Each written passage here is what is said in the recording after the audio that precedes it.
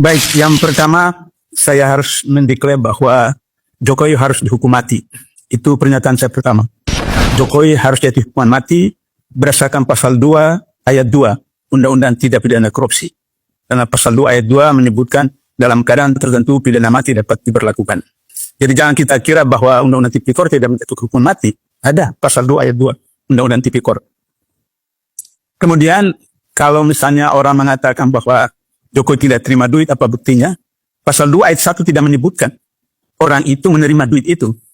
Karena pasal 2 ayat 1 hanya mengatakan terjadi tindakan melawan hukum yang mengakibatkan kerugian keuangan negara atau negara yang dapat mendatangkan keuntungan bagi diri pribadi, orang lain, atau korporasi. Maka dijatuhi hukuman seumur hidup minimal 4 tahun, maksimal 20 tahun, denda minimal setengah M, maksimal 1 M. Jadi Jokowi tidak terima, tapi orang lain terima. Tapi terjadi kerugian keuangan negara per negara. Jadi untuk itu maka saya harus jelaskan sedikit. Saya garis bawahi apa yang disampaikan oleh Mas Isnur dan Mbak Fitri dengan mantan pimpinan KPK Pak Saud. Ada yang disebut dengan corruption berdasarkan motif. Ada corruption berdasarkan target. Nah, saya hanya fokus malam ini pada corruption berdasarkan target. Maka ada yang disebut dengan material corruption, ada yang disebut dengan political corruption, ada yang disebut intellectual corruption. Material corruption adalah korupsi yang hasilnya materi, uang, jabatan, aset, dan seterusnya. Kaisang dan Gibran itu menerima dana 93 miliar dari satu perusahaan karena kasus kebakaran hutan di Sumatera Selatan. Dan kemudian dana itu digunakan untuk membeli saham dari satu perusahaan senilai 90 miliar. Ini materi. 2 tahun lalu, Jokowi terima 5 triliun dari seorang pengusaha di Kalimantan Selatan melalui Kaisang. Dan Kaisang menerima 5 triliun itu membeli saham dari perusahaan kelapa sawit di Malaysia. Ini jelas. Jadi KPK, mari dong.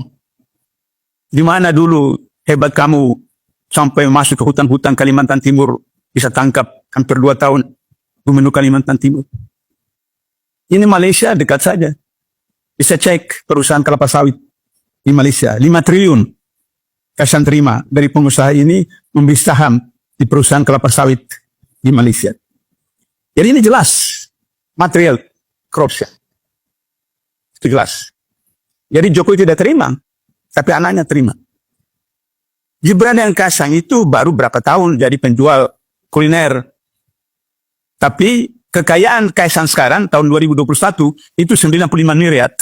Bagaimana pedagang kuliner dalam usia muda punya 95 miliar? Seperti itu.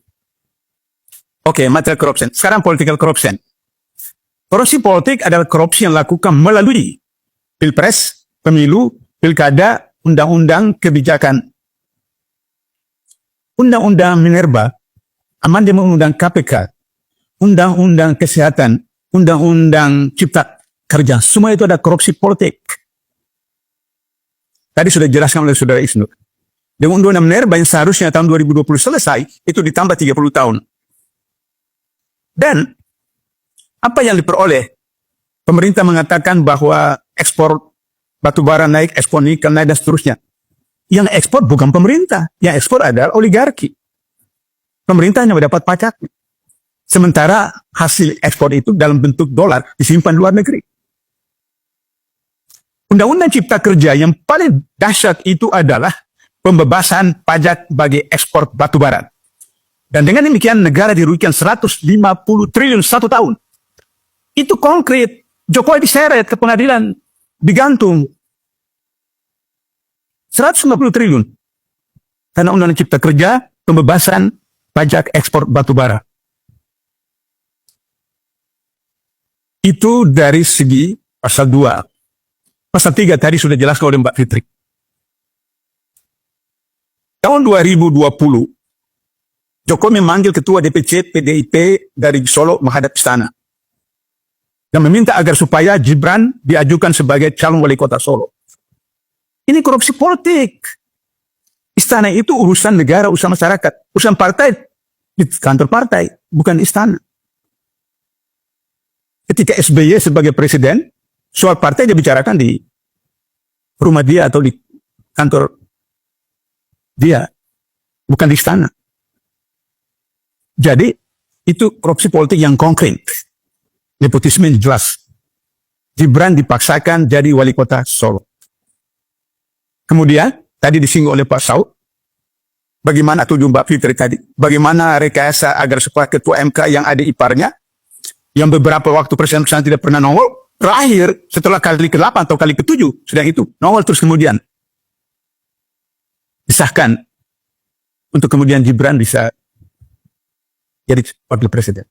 Padahal kalau dihitung dari jumlah anggota MK yang setuju untuk bisa wakil presiden, itu hanya 2 orang, yang lain itu untuk gubernur dan wali kota atau bupati. Sehingga majority itu menolak. Tapi karena KPU mengaku sendiri bahwa mendapat surat sakti dari Jokowi, maka diterima Gibran. Ini fakta. Ini fakta. Jadi saya setuju dengan Pak Saud tadi, Mas Inul diproses aja itu. Apa namanya? Korupsi intelektual.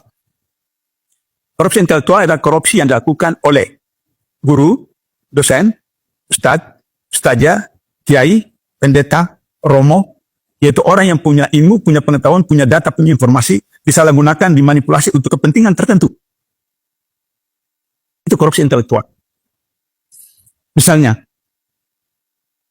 wakil presiden kemarin, Kiai Haji Ma'ruf Amin, ketika jadi ketua umum Majelis Ulama, membuka rekomendasi untuk digunakan dana haji untuk membangun infrastruktur. Lantas ketika ditanya komplain di provinsi, dia bilang, ini statusnya utang. Utang. Kapan pemerintah minta izin dari orang yang menabung uangnya untuk haji? Bahwa kami gunakan uangnya. Kapan? Ini korupsi intelektual.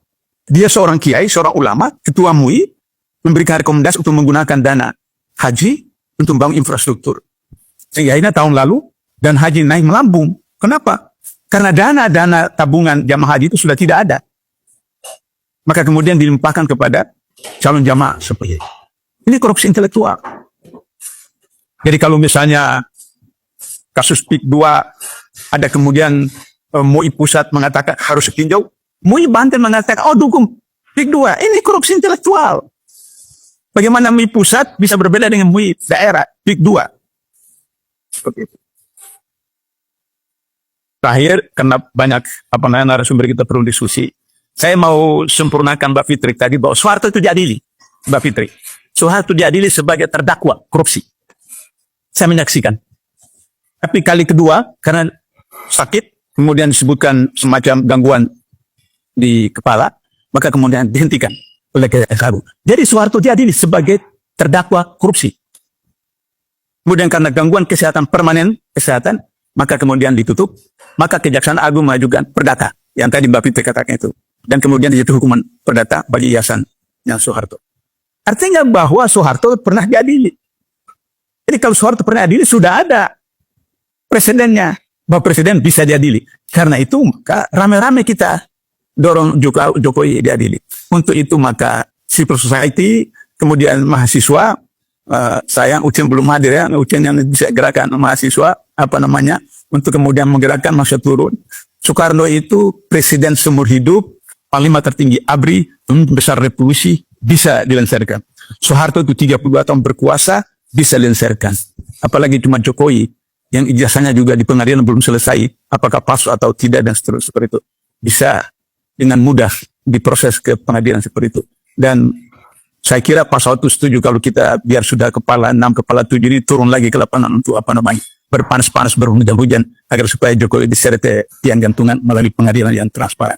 Pengadilan menjadi penting karena kita tidak bisa menuduh hari ini Soekarno komunis, karena tidak ada pengadilan yang memutuskan Soekarno terlibat komunis atau tidak. Kita juga tidak bisa menuduh Soeharto itu korupsi, karena tidak ada pengadilan juga yang memutuskan bahwa Soeharto itu korupsi. Agar supaya tidak terjadi polemik berlarut-larut, Jokowi korupsi atau tidak, bawa ke pengadilan, biar pengadilan memutuskan Jokowi terlibat korupsi atau tidak, maka kemudian persoalan bisa selesai, kita buka buku baru seperti itu. Penutup. Untuk itu supaya Prabowo betul-betul tidak omon-omon saja, maka yang pertama dilakukan Prabowo ada segera terbitkan Perpu mengembalikan Undang-Undang KPK yang lama, Undang-Undang 30.002, menggantikan Undang Nomor 19 2019, kemudian mengembalikan 57 orang Novel Baswedan yang teman-temannya ke KPK. Saya kira meskipun ketua KPK yang sekarang orangnya Jokowi, tapi kalau Undang-Undang KPK yang lama dengan 57 teman-teman ini, itu insya Allah bisa